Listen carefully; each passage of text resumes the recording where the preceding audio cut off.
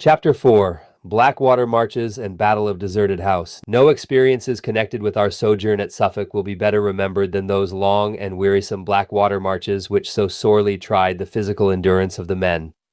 All the country adjoining Suffolk for 30 or 40 miles west, northwest, and southwest down into North Carolina was traversed through sand or mud, sometimes knee-deep. While some of these expeditions were uneventful, others were full of interest and excitement. They averaged about one a month, but we can only notice a few of them.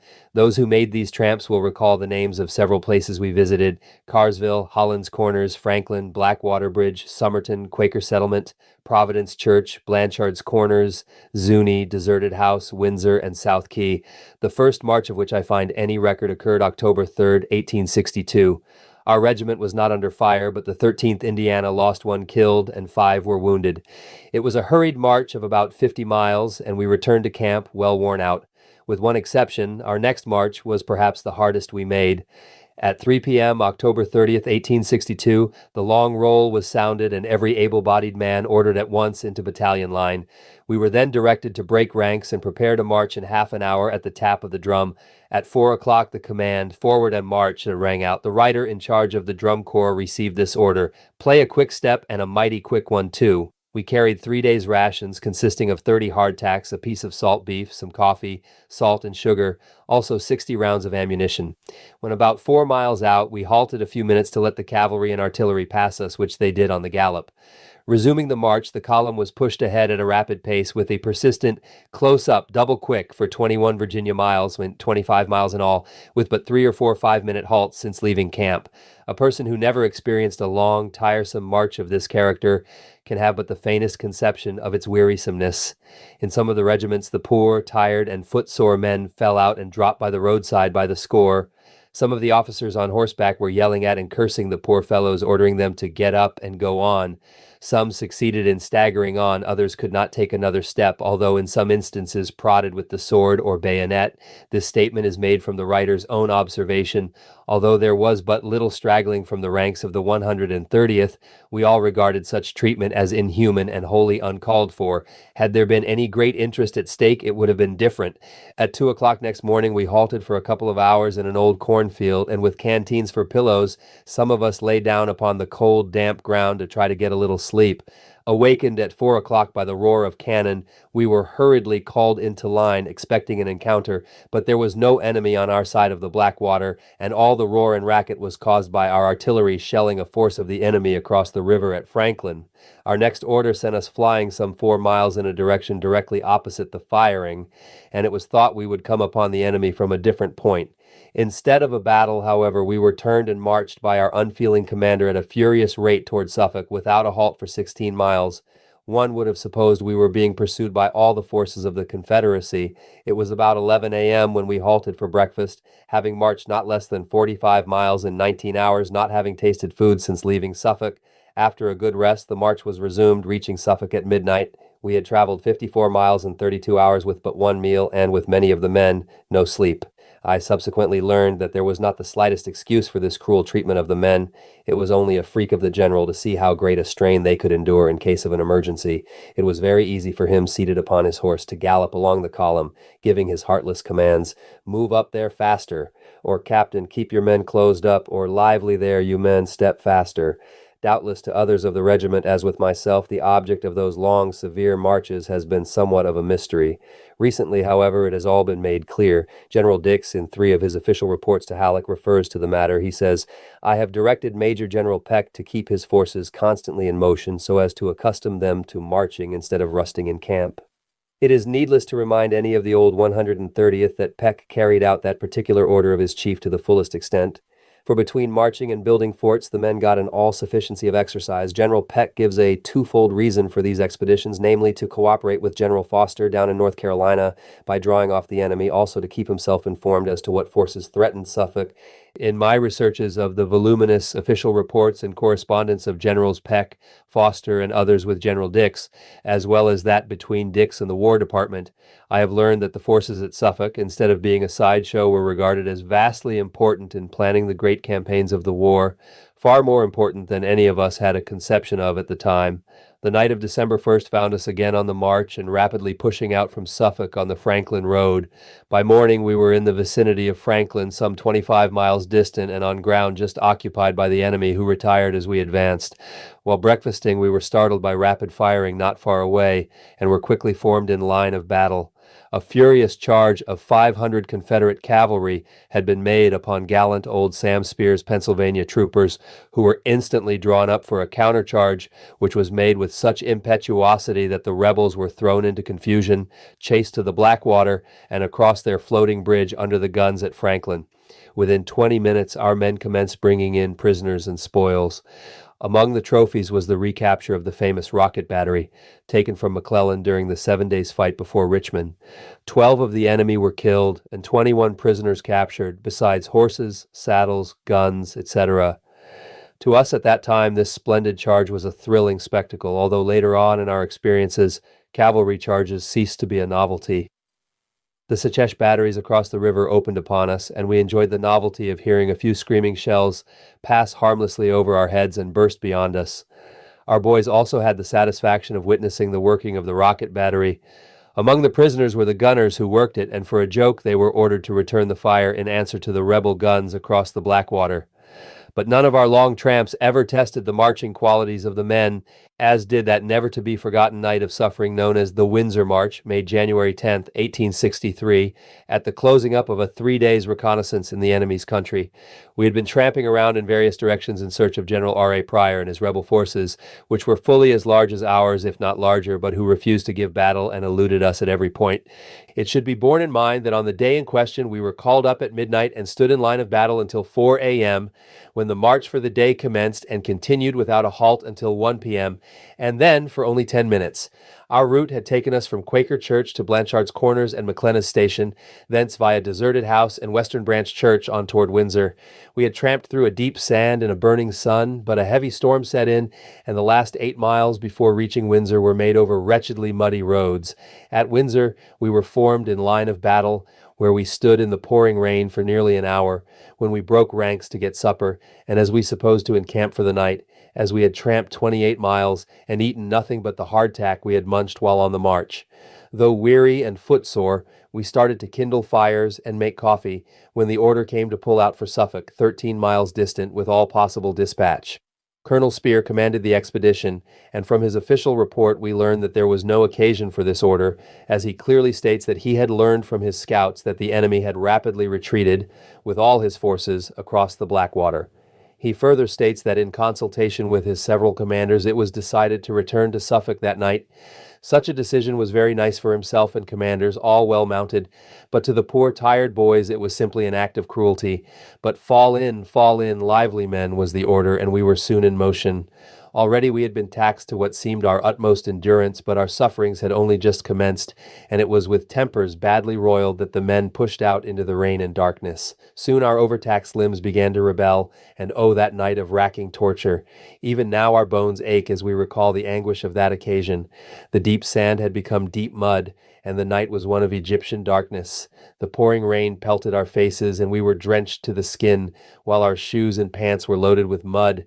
For miles we sank so deeply in the mud that our overcoats trailed on the ground, and often we went in up to our bodies. We could only plant one foot ahead of the other by sheer willpower, our sufferings were so intense. But hour after hour we trudged on without a single halt, as it was feared that if the men were permitted to sit down, many of them would be left. Every company had a rear guard to watch for men inclined to fall out.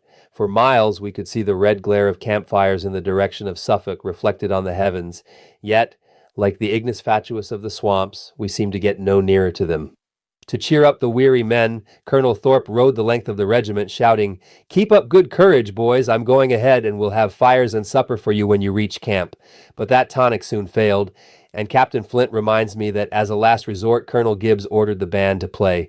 We were just emerging from a piece of woods where some wild animals were howling, and although the drums were water-soaked, we struck up Ain't I glad I'm out of the wilderness, the most appropriate tune we knew. The fifes rang out on the midnight air, and the music injected new life into the jaded men when everything else failed. At last, after midnight, we staggered into our huts with scarcely strength enough to remove our water-soaked clothing, having marched 41 miles in 21 consecutive hours, besides having stood 4 hours in line of battle before beginning the morning march, and another hour at Windsor before the night tramp. A comrade writes that during the march from Windsor to Suffolk, our gallant Major Scott dismounted and, placing a sick boy on his horse, not only trudged through the mud, but carried 2 guns. Is it any wonder that the veterans tenderly remember such officers? I am assured by different members of the regiment that from the terrible strain of that exhausting effort, they never fully recovered. Such outrageous and wholly uncalled for treatment nearly extinguished the fires of patriotism burning in our hearts, and some declared that when they were through loving this country, they would never love another. Several men fell out from some of the regiments that followed us that night and were murdered by bushwhackers. Let not the reader, after finishing the account of this cruel march, conclude that our soldiers were chronic grumblers or that these long tramps were without compensating features or enjoyments. As a rule, all discomforts and hardships were endured without a murmur of complaint and passed over with fun and jokes. Although we never discovered a funny side to that uncalled for and unreasonable night march from Windsor, we did, during the earlier part of the expedition, find an abundance of pleasurable excitement, as shown by the following extract from a letter dated Monday, January 12th, 1863. Having narrated the hardships of this last march, I will close by mentioning some of its amusing incidents, for we had dead loads of fun. We left Suffolk Thursday at daylight and marched towards South Key, pronounced Key, and the first night encamped 16 miles out on the farm of a rich but cantankerous old Secesh who made no effort to conceal his hatred to the Union soldiers. Some of the boys visited his house for water, but he ordered them away and threatened to shoot the first D Yankee who stepped in his yard. Had he behaved himself, a guard would have protected his property. Instead, he was arrested, and the boys turned loose to loot the premises. In 20 minutes, his farm was cleared of rails for fires. A raid was made upon house and barns, and the way the lively lads plundered them was a sin to Moses. In less than an hour, the old fellow was $2,000 poorer. I can't describe the scene. Some were killing hogs, some catching geese, hens, and turkeys, some down cellar getting sweet potatoes, some upstairs ransacking closets, while 2,000 cavalry and artillery horses were fed from his well-filled granary. That night, we had a very agreeable change from regulation diet. Our old salt horse was chucked out of our haversacks, and nice fresh pork chucked in, and we just lived on the fat of the land. We had butter, with milk for coffee, fried chicken and turkey, with sweet potatoes, honey, and pancakes to our heart's content. In a letter from Comrade S. M. Fisher, same date, he says, I will mention some things taken: 3 valuable horses and a nice carriage. About 3,000 pounds of pork, killed the day before. 8 fat hogs in a pen and 12 from the field. The boys used 2 large tubs of lard in greasing their boots and shoes. During the 3 days we were out, we were repeatedly placed in line of battle to meet the enemy, but he refused to accept our challenge every time. 19 days later, however, the 2 armies met in that deadly conflict known as the Battle of Deserted House or Kelly's Store. Although present on several expeditions already described where we had lively skirmishing, it was during the early morning of January 30th, 1863, that we received our first severe baptism of fire. Reconnaissances in force had been pushed in the direction of the Blackwater, but generally failed to develop any considerable force of the enemy, and the men murmured at going out so frequently upon wild goose tramps. But on the date mentioned above, we found the enemy not only in force but in a fighting mood. Our forces, numbering about 8,000 men, commanded by General Corcoran, consisted of 9 infantry regiments, Follett's and Davis's batteries, the 7th Massachusetts Battery, 12 pieces of heavy artillery all told, and 2 mountain howitzers. In General Peck's report of the battle, he states that Colonel Gibbs was in command of all the infantry. If the rebel General Roger A. Pryor's official report is correct, his forces were not so large as ours. He, however, had the advantage in the number of pieces of artillery and choice of position.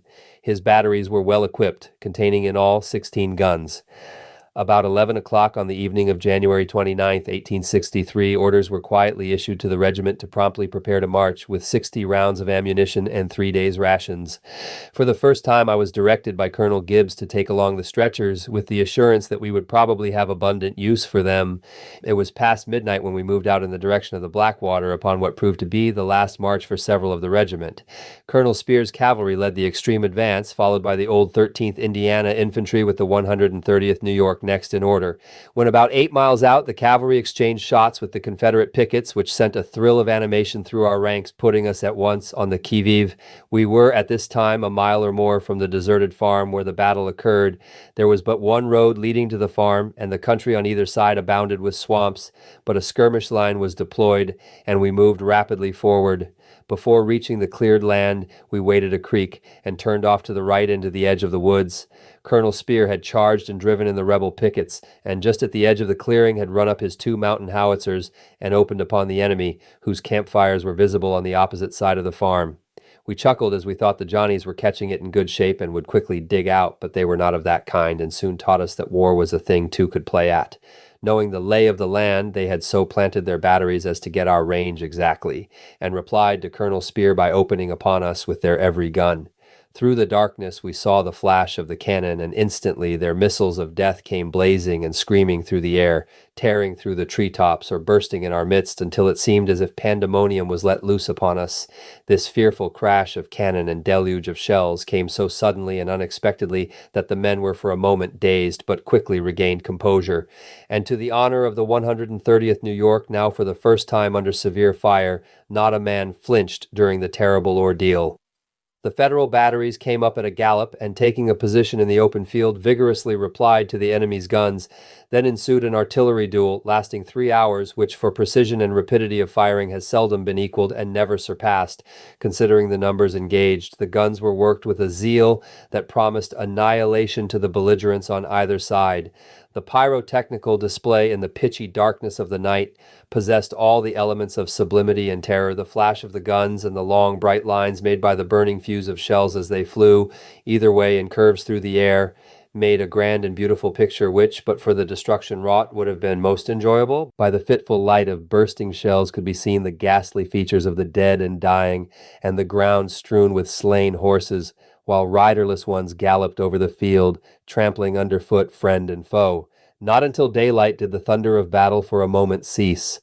During the entire artillery combat of 3 hours' duration, the 130th occupied a position on the right of the Federal line and some 10 paces in the rear of Davis's battery, which it was supporting. To avoid the shells that came in such rapid succession, the men were ordered to lie flat upon the ground. But this precaution did not prevent serious mishap. To us, it was a disastrous battle, our loss being 1 officer and 6 enlisted men killed, 2 officers and 18 men wounded, and 2 missing, making a total of 29. The bursting of 1 shell killed 3 and wounded 4 of Company A. Captain Taylor of Company C had raised upon his elbow when a ball struck him squarely in the breast, hurling his mangled body some 20 feet to the rear. According to Captain Follett's official report as Chief of Artillery, 1,140 rounds of shot and shell were fired by our batteries alone. The ground occupied by the enemy gave evidence that our shells were even more effective than theirs, it being strewn with dead soldiers and horses, broken caissons, rammers, knapsacks, and with pools of blood everywhere. It was learned that 25 wagons were loaded and driven off, filled with their dead and wounded, besides the large number left on the field in their haste. An interesting circumstance in connection with this battle was the arrest of Colonel Gibbs by that pompous Irishman Corcoran, who haughtily resented any suggestion from an officer whom he ranked. Bearing on this subject, I quote from a well-written article in the History of Wyoming County, New York. Bear in mind that this account of the battle was prepared soon after the close of the war, when all the facts were easily obtainable. It must also be remembered that Gibbs was in command of the infantry, and in making the suggestions referred to, did not exceed his right and privilege. During the battle, Colonel Gibbs ventured to expostulate with Corcoran against his disposition of troops, and suggested that the infantry should be posted on the flanks of the artillery where they would escape the raking fire, and where they could repel an assault upon it. For his temerity he was put under arrest by Corcoran and his sword taken from him, but the wisdom of his suggestion was soon demonstrated. Corcoran's own brigade broke in confusion and disorder and began a precipitate retreat. He was himself obliged to leave the field in the effort to rally them. Meanwhile, the fight in the front went on without orders or direction. The day was just breaking. Everyone looked the puzzled astonishment he felt. No one knew of any orders of any kind, and yet the last of the artillery was filing by. "This is a shame," began someone. "It's a shame," echoed all. "Let's go on without orders. Let's charge them." The keynote had been struck, and quicker than it can be told, 3 regiments in line of battle moved from the edge of the wood and charged across the open field. Who that was there can ever forget that scene when the brave Colonel Gibbs, under arrest, swordless and horseless, seized the colors and bore them like the hero he was in front of the regiment throughout the whole of that charge. For various reasons he had not heretofore been popular with all his men, but from that hour his kingdom in the regiment was established, and every man in his command was now willing to die for him. The enemy broke and ran in confusion, leaving many of their dead upon the field. The 130th was deployed as skirmishers and went into the woods beyond, where they soon developed 2 pieces of artillery and a force of the enemy covering the retreat. These were being steadily forced back by the 130th under Colonel Thorpe, when Corcoran arrived on the field and recalled them. After an hour's delay in which were gathered up fragments of the Legion, the pursuit was resumed, but without any great success. At this point, a quotation from General Corcoran's official report may also be in place. Speaking of his own brigade, or Corcoran's Legion as they were usually called, he says, "They became a confused mass, mixed up with other regiments, and filled up the entire road, leaving it impassable and creating confusion among other regiments in the rear. I ordered the 66th and the 155th New York to take position in line of battle about 800 paces to the rear and stop any of the command from retiring beyond that point. 1 company of Spear's cavalry was placed on the road for a similar purpose. I rode down to see this order executed, and on returning to the front with Colonel Spear at 5:40 a.m., determined to charge the enemy with the bayonet, and ordered 2 pieces of artillery to be placed on the road, and formed the 13th Indiana and 130th New York on the right and left, supported by Spear's cavalry. These orders were promptly attended to, and at 6 a.m. all moved forward under command of Colonel Spear. I ordered up other regiments and formed them in successive lines of battles. The enemy rapidly retreated at our approach and were vigorously pursued until our advance was stopped by thick woods and marsh. On concentration of our forces at this point, I ordered the 130th New York Volunteers thrown forward as skirmishers on each side of the road and a portion of Spear's cavalry upon the road, who soon reported the enemy's artillery strongly posted about 2 miles in front. Our skirmishers here were under command of Lieutenant Colonel Thorpe and continued to advance steadily. The enemy, on perceiving them, came forward with their peculiar yell to dislodge them, but were quickly driven back with much loss. They tried this 3 times with the same result. Lieutenant Colonel Thorpe exhibited much coolness and good judgment. General Peck, in his report of the battle to General Dix, also makes special mention of the 130th New York in very flattering terms. At 10 a.m., the command was halted to await fresh supplies of ammunition and allow the tired and hungry men time to make coffee, as we had eaten nothing since leaving Suffolk. At noon we were again pushed forward, pursuing the enemy with all possible haste, he only escaping by crossing the Blackwater and destroying the bridge. This battle, though costly in life and limb, was invaluable in the confidence it gave the men in their ability to stem the torrent of battle without becoming demoralized. When returning from the pursuit, we halted at the battlefield to gather up our dead, which, when placed on empty ammunition wagons, made 3 heaped-up loads. The pallid, upturned faces of the slain presented a ghastly spectacle never to be forgotten. By consulting the returns of casualties, it will be seen that the 130th New York suffered by far the severest of all the troops engaged. A feeling of dissatisfaction quite generally prevailed regarding the incompetency of Corcoran in his management, or rather mismanagement, of this battle. Although the enemy was severely punished and driven with loss from the field, it was not owing to his skill as a commander, but despite his poor generalship. As to true soldierly qualities, he was not worthy of comparison with either Colonels Gibbs or Spear. Early in the war, he gained a little cheap notoriety by getting lousy in Libby prison, and by some chicanery now occupied a position he was wholly incompetent to fill. His brigade, known as Corcoran's Legion, had also come to Suffolk with a great sound of trumpets. Doubtless it contained many excellent fighters, but the writer knows from personal observation that it also had plenty of arrant cowards who, at the very first crash of shells, broke for the rear, blocking up the road so that in carrying off the dead and wounded, the drum corps could scarcely get through with the stretchers. We found them everywhere, skulking behind logs and trees. A circumstance very distinctly comes to mind of our big drummer who, becoming disgusted with their pusillanimous conduct, roughly yanked several of them from their hiding places, giving each in turn a lively application of the toe of his boot, and started them to the front on the double quick. The following address from Colonel Thorpe was read to the regiment, Headquarters 130th New York Volunteers, Camp near Suffolk, Virginia, February 1st, 1863, Special Order Number 265.